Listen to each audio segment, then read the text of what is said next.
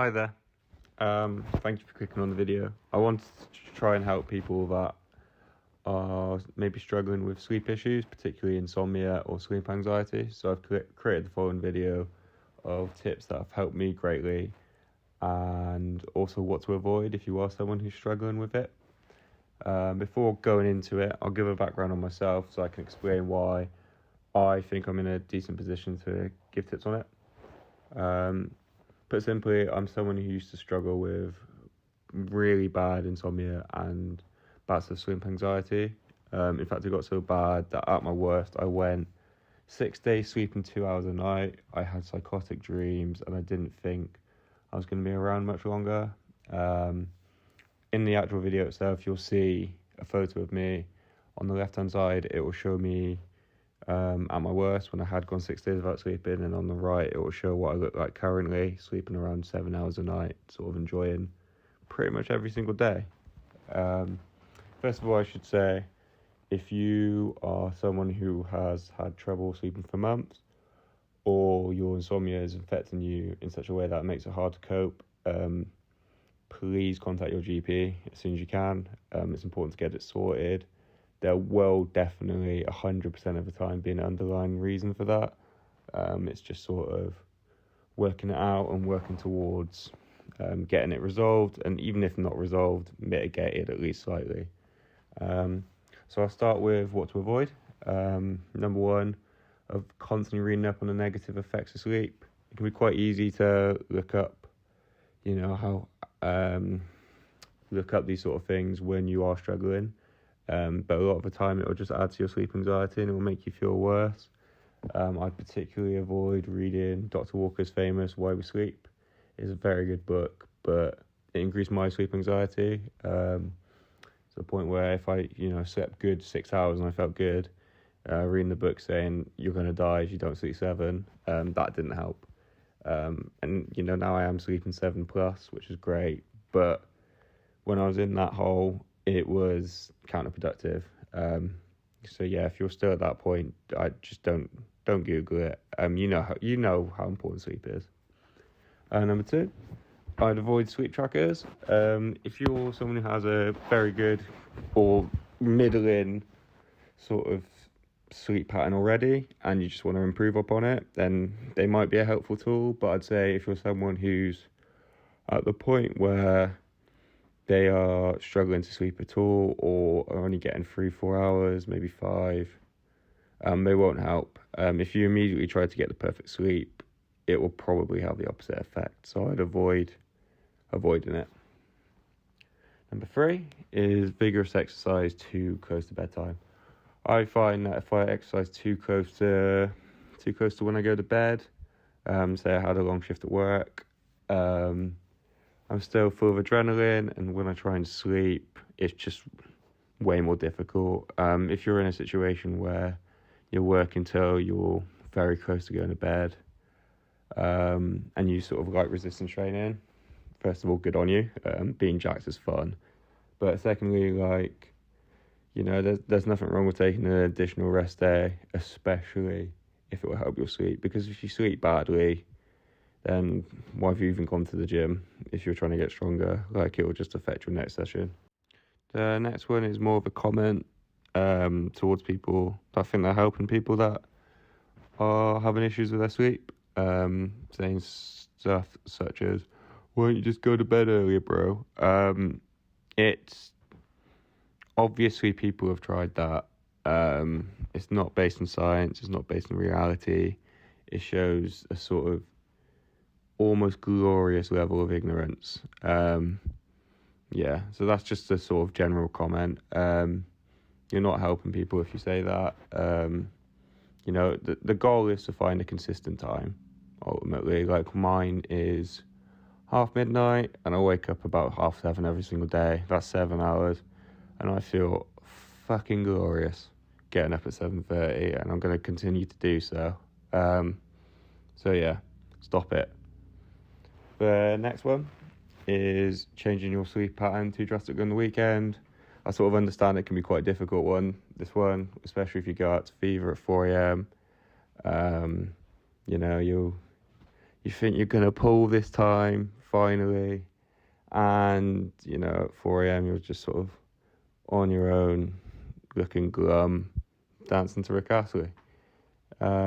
Unfortunately, your body just doesn't act any differently on weekends or weekdays. It's, so it's important to try and get up at a similar time. I mean, even if you're hungover, you're just going to have to get out and do tasks the same way you would in a weekday. I'm sorry. Because it will, it affects your sleep for the next few days, and then it will just carry on the cycle. So, unfortunately, it's just something, if you decide to go out and have a good time, which is not a sin, you're just going to have to get up and do stuff, sorry. The final one for this section is using overstimulating apps too close to bedtime. A lot of people say, don't use blue lights and stuff like that too close to bed. It's not realistic for everyone. And especially what I'd find is if I did look at my phone, I would immediately feel like sort of guilty, and I'd feel stressed out, and that would add to my sleep anxiety, and it would make it harder to sleep. I'll go into how to put your phone on night shift during the next section, but that would be my recommendation, 100%.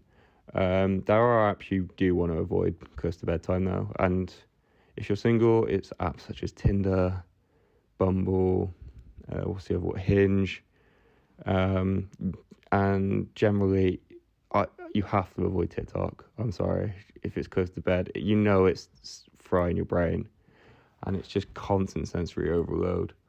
If you use Instagram close to bed, I'd recommend just sort of using it to message your friends and not just mindlessly staring at reels, because it won't help you sleep.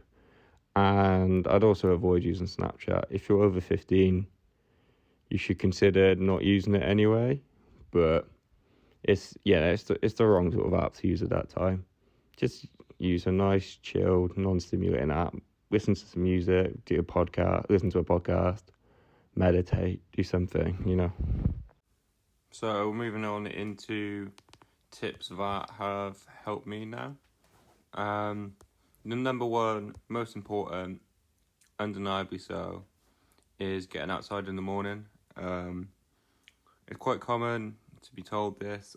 Andrew Huberman, I think, is sort of the biggest proponent of it, and I've tried it, and it is life-changingly helpful. Basically what happens is when you get outside in the morning, it sort of helps sort of regulate what's known as your circadian rhythm. This is your internal body clock, and something to do with your eyes and basically sensing the sort of sunlight. Really helps. So I personally go outside, I garden, I meditate and do some yoga, but that's just me. And then I'll journal, which is something I'd recommend for everyone, journaling your feelings.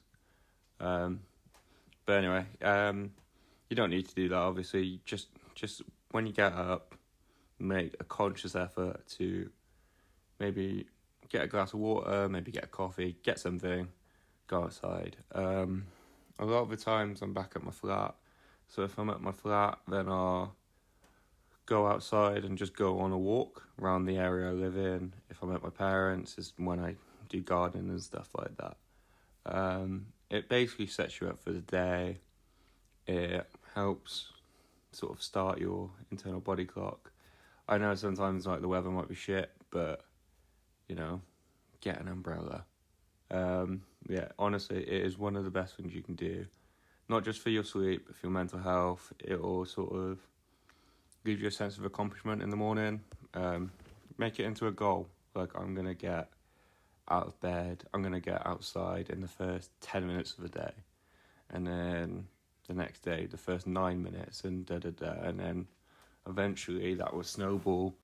And after around, I'd say 2 weeks, maybe 18 days, if you stick to it, it will become routine. And pretty much for everything good in life, and especially for sleep, good habits and a good routine, which is really difficult to get into to start with, but once you're in it, is great, is the most beneficial thing you can do. Number 2, it is sleeping / waking up at a similar time. As I said earlier, mine is generally half midnight to 7:30. It's about finding the time that sort of works for you. Don't be one of those, if I get up at 4 a.m. and grind, bro. Like, if you sleep at midnight and you get up at 4 a.m., you're a fucking idiot. Prioritizing sleep is the best thing you can do for your mental health, physical health, social health, spiritual health, philosophical health. It is great, and it's very difficult to get into the original pattern, but if you struggle to sleep at 8 p.m, there's nothing wrong with sleeping at 9 p.m. if you get a sufficient amount of sleep. For me, it's half midnight. Even if 1 a.m. works for you and you get up at 8, then it's fine. You've got 7 hours and you can do your daily tasks. What I'd say is I would not sleep in on weekends, just because once you get out of the pattern, it's very hard to get back into it. Which is why, if you're hungover, like I said previously, you're just going to have to carry on your tasks. I'm sorry. Number 3 is late night walks. So when I find that my brain is overstimulated at night sometimes, which does happen, I would just go on a walk around the area.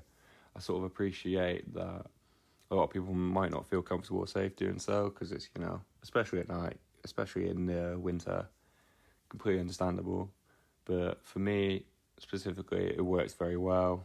I'd go 5 to 10 minutes, maybe a bit more if I'm super stimulated. I'll listen to a podcast, I'll sit on a bench, and because there's no one around, it's bliss. And by the time I get back, my brain's sort of chilled out. It's like, cool, let's go to bed. And it's great. Other things you can do on a similar sort of vein, you can sort of meditate if you want, you can stretch, just basically stuff that brings you back into the present moment and is calming, unlike Instagram, TikTok, will benefit you. The next one is putting your phone on night shift. My phone goes on night shift every single night at 8 p.m, which is a bit extreme because I sleep at half midnight, but if you just Google how to put my phone on night shift, it'll show you. You can set it to do it at a similar time as well. What happens is basically it emits less stimulating lights and less blue light, and blue light sort of inhibits the production of melatonin, which is hormone that anticipates the night and sort of helps you sleep. It stops blocking it if you put it on night shift, so I would highly recommend that. The next one is reading. This is a well-known one. Anyone who's looked up tips on helping you sleep would have found reading at some point. I personally read something non-stimulating, which is, if you've been listening to this video, can probably tell it's a sort of pattern, doing non-stimulating stuff at night, doing the cool stuff in the day. So at night, I will read autobiographies generally, which are interesting enough for me to actually focus on them, but not so interesting that I'm turning every single page. And usually about 10 to 15 minutes in, I'm ready to sleep, which is great. The next one is getting an LED red light. You can get these from Amazon. What I do, I've got one that I put in the corner. It also has loads of other colours you can use. So if I host a prees or something, not that I really drink anymore, you can make it sort of dance to Scooter, which is fantastic. But specifically for the purpose of sleep, if you just have it red and in the corner of your room, it helps me sleep. I think it helps with the production of melatonin. It's probably to do with the fact that ancestors stared at fire and stuff like that. And yeah, I mean, this is not one that's going to have this is going to save everything, but I find that it's helpful and hopefully it helps you. This next one is particularly useful if you're someone who gets quite anxious. Writing a list of things you're going to do tomorrow. So I said previously that I journal and stuff like that, and I do enjoy it, but that's just before bed is not the time for that. It is the time for just jotting stuff down. I took this from a YouTuber called Hamza, but I found it helpful when I was struggling. Basically what you do, you get a pen and paper, and you just write literally everything you're going to do the next day. Just doesn't have to be neat, it just needs to be written down. So it could be like, I need to do the shopping, I need to pet a cow, I need to do a handstand, and then once it's all written down, it's on paper and it's out of your mind. And then I found that it sort of helped clear my mind and help me sleep, which is the goal of this. Swiftly moving on to number 8, it is being outside during sunset. This is for the exact same reason that being outside in the morning is helpful. It's all to do with your internal body clock. Scientists are sort of discovering that your sort of gut has sort of an internal body clock now, which is why the intermittent fasting thing might have some validity to it, but I still want to see more research on it. So it will help you sort of sleep because it will link with your internal body clock known as the circadian rhythm, sort of tell your brain that's ready to rest. So what I do, literally just like a random point in the day, I'll just Google what time is sunset, the area I'm in. And then I'll sort of make a thing of it. So maybe I'll go outside and stretch, maybe I'll see my friends. You know, you can do stuff like that. You can plan your walks around it. Maybe text your mate, go grab a pint, go grab some snacks, just do something. Just try and be outside. Obviously, it's not possible every single day, but the more times you do it, the better it is. And if you sort of turn it into a habit, again, it will snowball. This is all about habits. This is all about consistency, and eventually it does get better. Number 9, I haven't seen anyone else say this. It's listening to a similar type of podcast every single night. So for me personally, I listen to one called Behind the Bastards, which is really good. But I personally find that if I listen to the sort of same podcasts at night, it's sort of, my brain doesn't focus on it as much, and I just sort of naturally fall asleep from it. There's not much more to say on that one. It's not rooted in anything but personal experience, so you'll feel free to disregard it, but it's helped me, so it might help you.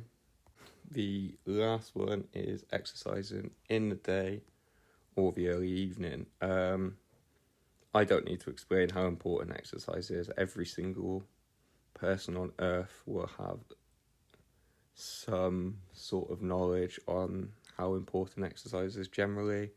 It doesn't have to be a hardcore resistance training session, even though resistance training is fun and cool. You should, try and do it at least twice a week.